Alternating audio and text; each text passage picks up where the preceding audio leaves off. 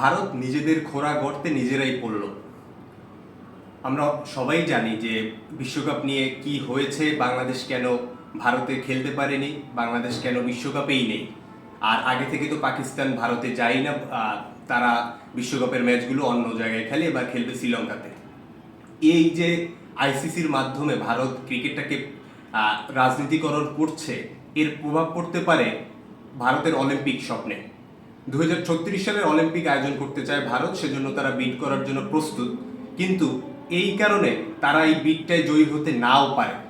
Guardian একটা story করেছে যে আন্তর্জাতিক অলিম্পিক কমিটি এই বিষয়টা খুব ভালোভাবেই জানে এবং তারা মোটামুটি নিশ্চিত।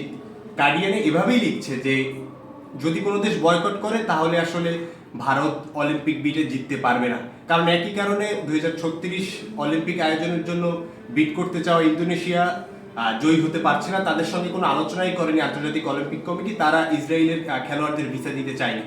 সো ভারতে হওয়া অলিম্পিক যদি পাকিস্তান বা বাংলাদেশের খেলোয়াড়রা বয়কট করে, সেম প্রশ্ন।